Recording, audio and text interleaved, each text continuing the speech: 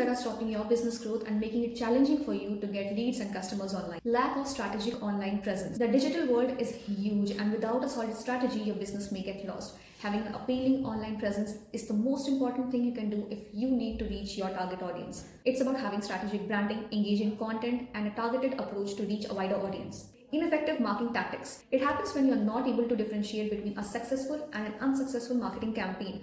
A successful online business is a mix of social media, SEO, and targeted advertising. If your current strategy isn't providing you results, it's time you get professional help. Ignoring the importance of data and analytics. Your data shows your weaknesses and strengths. It helps you understand your target audience and also keeps a record of your gains and loss of your marketing strategy. It helps you make a proper plan and take proper decisions in future to stay ahead of the competition. Keeping track of your data and getting reviews of your business is the most important thing if you want to grow your business online and get leads and customers. Now, here's a big news. Webzyro is conducting a workshop for free. You can join it and get your personalized analysis and review of your business without having to spend a penny.